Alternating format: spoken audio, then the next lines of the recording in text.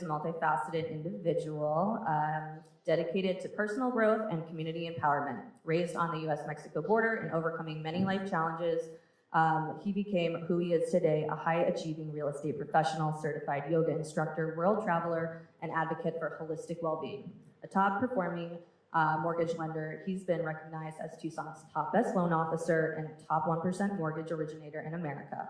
Ricky believes home ownership provides a sense of security that all humans long for. He supports others in healing their limiting beliefs and breaking generational and cultural patterns to create a healthy relationship with money, finances, and credit by building wealth through real estate. Ricky's commitment to health and healing extends beyond his personal life as he curates and facilitates transformative experiences through cacao ceremonies, sound healing, and yoga.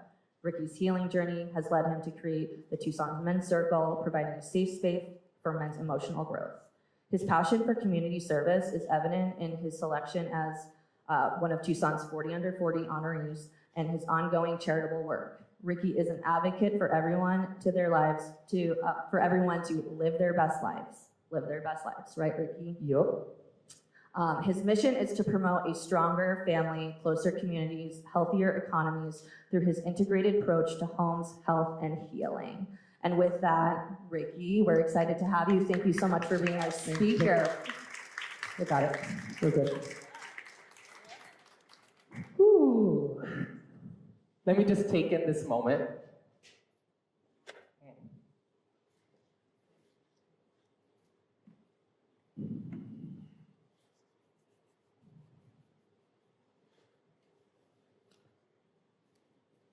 My birth given name is Ricardo Nestor Abud Valenzuela. But my friends, my clients, my community, they all call me Ricky Abud, and I really like that. So thank you for taking time from our busy mornings to be here with me. I want to thank you for giving me the opportunity to be with you. I want to just sink us all in an intentional way. So I have two crystal bowls here, and they are tuned to the letter C. The C is the tone of the root chakra. Has anybody heard of the chakras, the energy centers in the body? So the root chakra is at the bottom of the spine. The color is red. When I got into real estate, and I've been in this business for 20 years, 2 decades already, and I thought my gift to the world was I helped people achieve the American dream. And I thought that was enough. That's what all real estate agents and loan officers say. We all help people achieve the American dream. And honestly, I lost my passion in this business. Do we know how busy this business got during the pandemic? It was insane, right? My biggest year was 2019. Before the rates dropped, before the pandemic, I closed almost 300 units. And I wasn't in love with mortgages anymore. I'm not passionate about mortgages. I'm really not. What I'm passionate is what I get to do with mortgages. I help people just like you and you and you create wealth and freedom by connecting to yourself and something greater through homes, health, and healing. So can I take you on a journey on how I got there? Yeah? All right. What we're gonna do is we're gonna breathe together. So you can close your eyes, you can open your eyes. We're just gonna do a simple inhale for 4, exhale for 4. I'm gonna play the bowls for a little while. Those of us that love like electronic dance music and going to EDC and Coachella and love the DJs, do you guys know how DJs spin binaural beats? Have you guys heard that? Like, oh, that DJ dropped some binaural beats. Did you know that they were like healing your brain? A binaural beat is when there's 2 notes that are slightly off in decibels. And when they're played together, they create a wow, wow, wow. And so when people think that everyone's just like, wow, wow, wow, it's because they're in a trance and it's in a massage for the left and right hemispheres of your brain. So these are 2 C's. 2 root chakras. The root is security, it's safety, it's structure, it's home. Right, so let's all inhale for 4. Exhale. Okay, inhale for 1, 2, 3, 4. Out. 1, 2, 3, 4. In. 1, 2, 3, 4. 1, 2, 3, 4. On your own.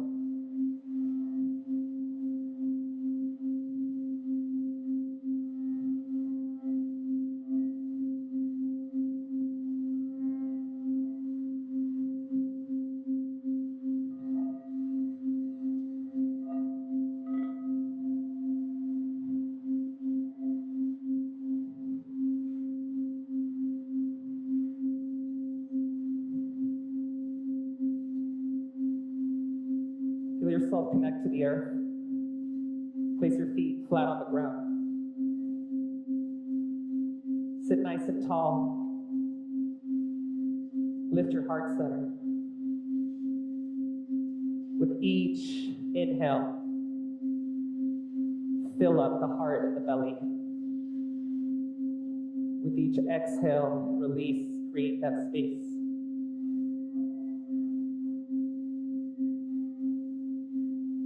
You're safe. You're loved. You're appreciated. You are enough.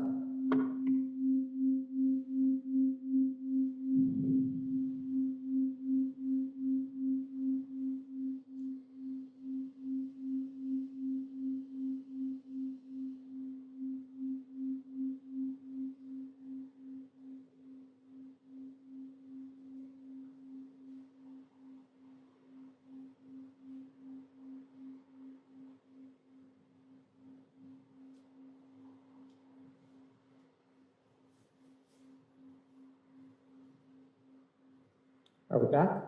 Are we here? Thank you. So, ritual can mean many different things. To me, the moments where I have practiced ritual, there's the big ones that stick out. What some of us might call the ceremonies, the rites of passage. But to me, every time when I can slow down so much that I am fully engaged in the present moment, locked in, connected, and the world just stops, that's a ceremony. And that's a sacred moment. So when can we find these sacred moments, these moments of ceremony? When can we create them? Anytime. Anytime. Right here, this moment where I'm connected to you and you are connected to me and we are connected to each other is sacred. It's a ceremony. It's a ritual. When we slow down to eat a meal and sit down and consciously think about every bite that is going in our mouth and what it took to get that food on your plate, not just the chefs that prepared it, but the farmers that grew that for you. That's a ceremony. Ritual has gotten me to some of the most transformative moments of my life. And it's gotten me through some of the most challenging and dark moments of my life. Ritual has become a part of who I am. I've become the ritual. I grew up in Nogales, Arizona, with humble roots on the border. And for as long as I can remember, I've always believed in magic. I believed in God and the universe. Ooh, I'm gonna cry. I've always believed. And I've always hoped and wished and prayed. I've set intentions, because to me that's all the same. Some call it prayer, some call it a wish, some call it luck, some call it set an intention. It's all, call it whatever you want, it's all the same. Whatever you resonate with, call it that.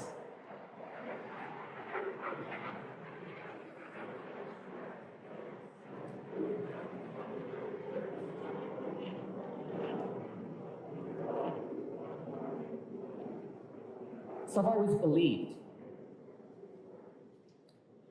And I've been through what some would call traumatic experiences in my life. Here is your trigger warning. Because I talk about things that don't usually get talked about often. Been through a lot through my childhood. I invite you to visit my website after this, rickyabu.com. It's about 80% complete. I wanted to have it done by today, but my bio is on there if you really want to know more about who I am, where I came from, and my entire journey to get me to this moment. But what I realized when I sat down to write my bio used to be about my accolades and everything that I've accomplished in my professional career, what I've done for the community. But when I wanted to put my bio out to the world, I want it to be about everything that I am. My trauma, my challenges, the darkness, because that's really my bio. So if you want to go learn more, feel free to visit my website. But about 7 years ago was when my life really started to take the turn to go down this road. I did my first 30-day fast. It turned into a 31-day fast, but I was planning to do a 31-day fast. I started on New Year's. And on New Year's Eve, I was supposed to go to Hi-Fi with my buddies, and we had a bottle service reservation. And I woke up on the 31st. My mom was in town, and I was like, I don't think I want to go out with the guys tonight. And Session Yoga was having a midnight yoga class. So I called Chelsea, and I was like, hey, it's sold out. She's like, we'll get you in. Like, come. And I said, okay, cool. I said, can I bring a tea station? She's like, what do you mean? And I said, can I bring like organic tea for everybody? And then when everyone leaves yoga, like at 1 a.m., we can have like a tea and everyone can leave. She's like, yeah, cool, bring it. So I go and set up this tea station. And I set up, and she's like, I don't know what we're gonna do.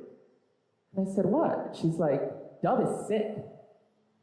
She's like, what are you gonna do? I'm like, what do you mean, what am I gonna do? And she's like, you're gonna teach the class. And I said, well, I was gonna come participate. And so I broke a deal with her that she would teach half and I would teach half. So I made that choice that night to not go out with my buddies and pop some bottles, because that was gonna be fun. And go and bring this tea station. I ended up teaching this class. So I wake up on New Year's Day, and I tell my mom, I'm doing the 30-day fast. She had done it at the one already. My romantic partner, Robin, had done it already. And Robin was in Bali doing a teacher training for yoga. And I told my mom, I'm not gonna eat for 30 days. I'm gonna break it when I get to Bali. This just feels right. She just said, okay. So I did this fast. And I go to Bali. I get to Bali. I haven't eaten in like 30 days.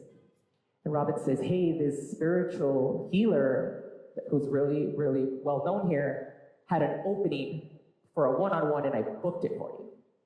And I was like, cool. Like, I hadn't eaten for 30 days. I was in Bali. I was like, take me. So I meet with this healer. And it's the first time where I did ancestral work, where we worked on the relationship with my mother, with my father, and then he asked me to participate in a ceremony, in a private ceremony the following day.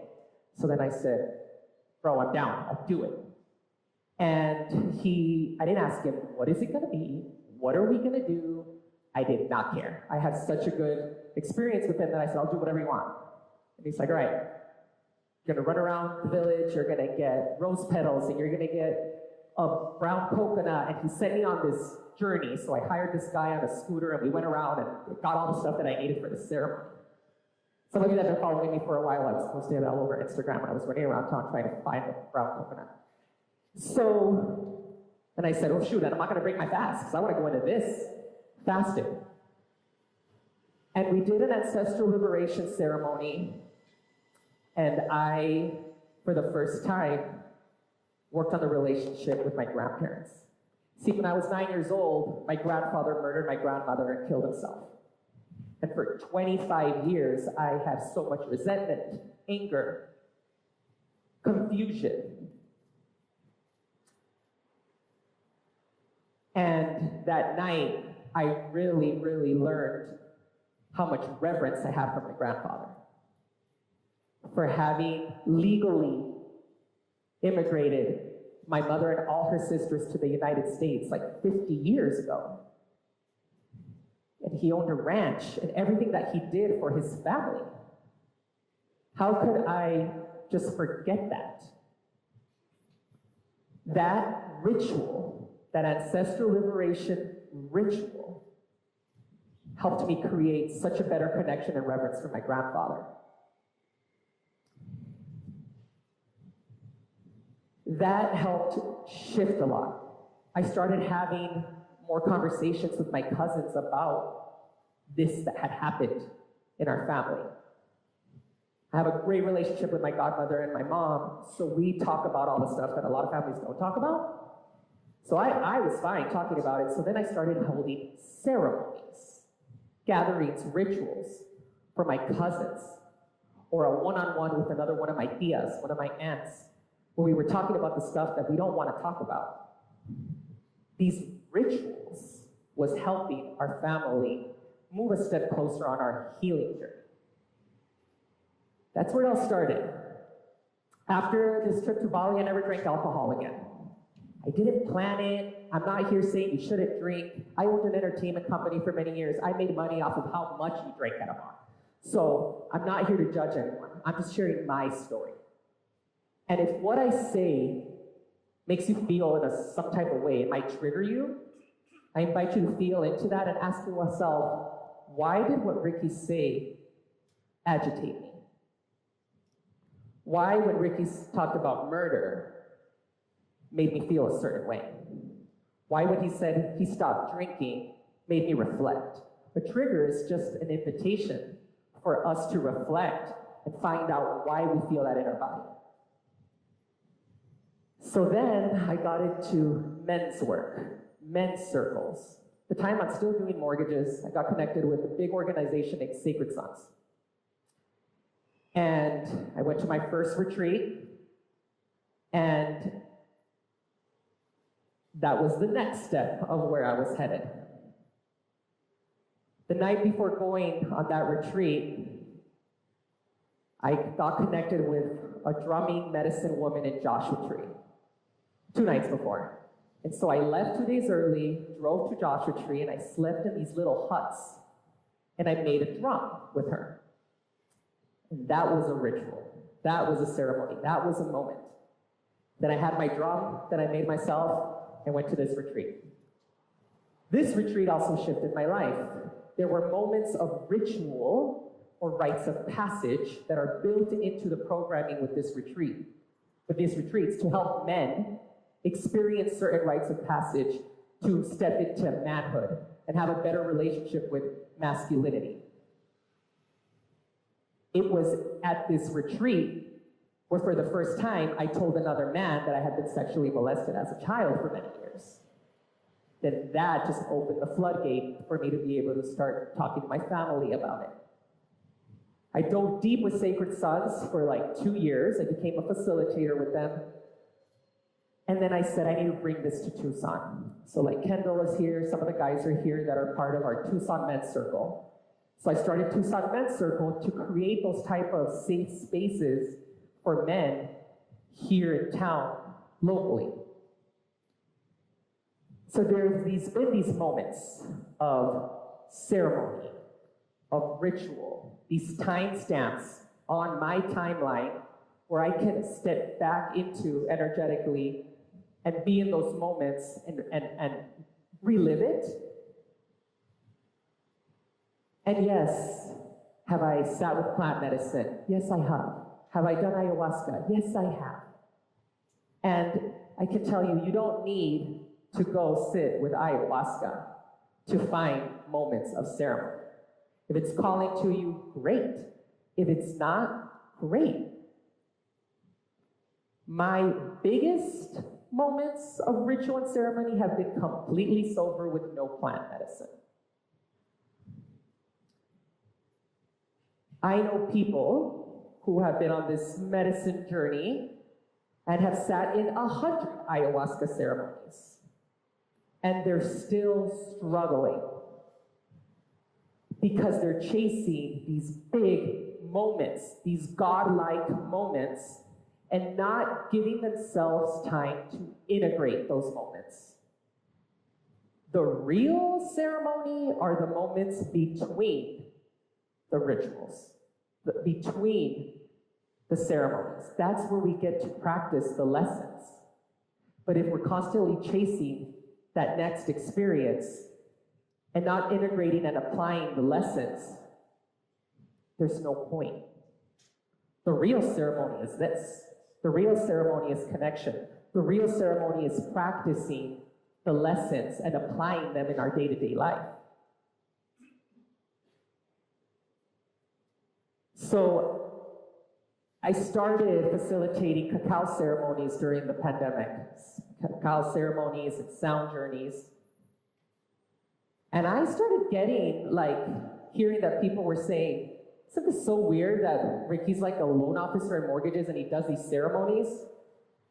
Yeah, it's weird. If you think it's weird, yeah. And I can tell you that ritual, ceremonies, intention allowed me to find a new love for what I get to do and how I show up as a professional. Like I said before, I was over helping people achieve the American dream. I wanted something deeper. And I started studying more about sound and the chakras. And like I told you, the root chakra is about safety, security, structure. The root chakra is about homes. And when I said, oh shit, I help people cure and create a solid root chakra. That's what I get to do. And there was a little twist where I saw literally all the lines connect. And I'm like, what do you mean this is weird? It makes perfect freaking sense to me. I've been on this path so that I could be here right now, spreading love, spreading safety, security, spreading home ownership, spreading health, spreading healing. And that's why through these points of pressure and pain, I've created pillars of passion, homes, health, and healing. And I feel like I don't have to change. I don't have to be Ricky that's suited up with a nice haircut, with the tie, only talking about money. And then I'm Ricky, the guy that's into fitness, that's working out at the ruckus room and going to yoga and teaching sound healings and ceremonies. I'm both. I'm all of it, and I don't have to switch the mask and change the outfit. So I want to thank a lot of you that are here have been supportive of me on this journey. You've shown up. You've supported me in all my crazy ideas. Because of you, I don't question myself. I'm like, yup, I'm doing the right thing. I'm doing the right thing. When I get messages from my clients that are now way deeper than thank you for helping me buy a house. It's way deeper than that. And some of you are in this room. I've helped you buy, refinance houses. Some of the real estate agents that I work with are here in this room. Some of the people that I grew up with in Nogales are here on this patio. So thank you. Thank every single one of you. Because I get to live this wild life, and it's like a dream. Ritual can look different for everybody. What do you do first thing when you drink in the morning? Do you drink water? Start making those little things a little ritual. When you start finding moments of ceremony and ritual in the mundane, it creates a whole new world for you to live in. If you're having trouble at work, finding purpose, finding motivation, where can you find those moments of ritual? It gives a whole new meaning to doing every single thing that you do.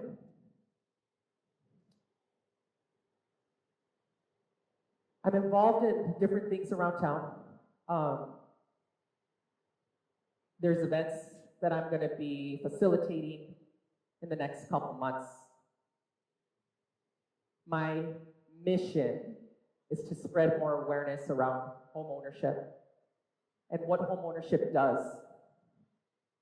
I've seen people be able to heal so much of like what we call like money wounds and insecurities around money and debt and credit. Because buying a house and getting a mortgage is invasive.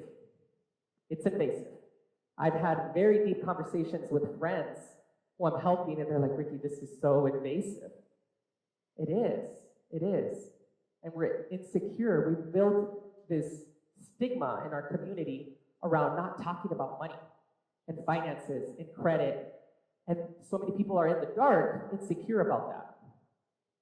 I want to spread more awareness on how home ownership is the best and fastest way, long term, to create wealth, generational wealth, not just quick wealth. So I'll be hosting events for aspiring homeowners and then current homeowners, those of you that already own homes, that want to use that to build more wealth. I'll be doing that. Call these classes, workshops, they're ceremonies for me, because that's how I get excited about it. I'll tell myself, this is a ceremony, this is a ritual, I'm gonna help people heal some shit. And then all of a sudden, it's just bigger than talking about credit scores. It's bigger than talking about money. Because I really don't believe money is the devil. I think money is a great tool. What we do with it can become dark. But you can spread so much light with money. I'll be also facilitating health and healing events. Stay up to date with me on my website, on my Instagram, things that we have coming up. I'm going to be doing a refinance workshop because right now there's this craze about how the rates really dropped a week ago. They dropped for like 10 hours and then crept back up, but the media is making this big frenzy. So you're probably getting a lot of calls from like online lenders telling you that you need to refinance right now. If you saw my stories on Instagram yesterday, it kind of pisses me off because people are going to get pushed into doing refinances a little too early and they're going to pay a lot for them. So I'm going to do a workshop on how not to get screwed or scammed with a refinance at this time. Because there is going to be a better time to do it, and it's coming up soon. I'll be facilitating a cacao ceremony in September for the fall. We have a ritual that we do with my community where we gather 4 times a year, right at the seasons, at the winter and summer solstice, the fall and spring equinox, at the MSA Annex, and I facilitate a cacao ceremony and sound journey, just honoring the seasons, getting in sync with nature. Because nature doesn't get it wrong, right? Nature just is. So when we are in sync with nature, we are connected, we are grounded, we are whole, we are complete. So I commit to doing those 4 ceremonies. And then for Day of the Dead, for All Souls Procession, they asked me to facilitate a cacao ceremony around ancestral liberation. So if what I talked about today interests you a little bit, that's a great ceremony to dip your toes in ancestral work. It's light, it can be heavy. That whole weekend can be heavy for people, but there's such a fun, magical essence to that weekend here. Yes, it's sad, we're mourning, but we're celebrating. That'll be on Friday during that weekend. I'll have other events coming up. I'm going to teach a free yoga class for the Dust Music Festival. So we'll stay connected. I just invite you to reflect on, when you walk out of here, what is one ritual that you might tweak? What is a ritual that you might add? It can be really small, guys. It can be walking outside first thing in the morning, drinking a glass of water, placing your bare feet on the dirt. If you do that, you're freaking winning the day. Again, let's just take a moment to be thankful that everyone got here safely.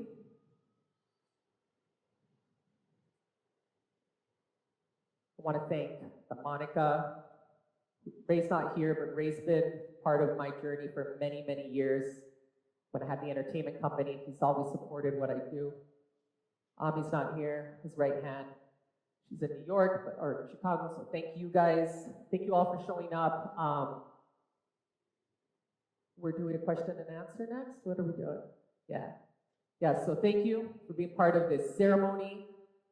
I don't hope, you will find moments of ritual and purpose and intention in your lives.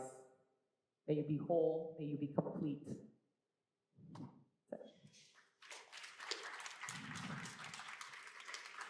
Thank you so much, Ricky.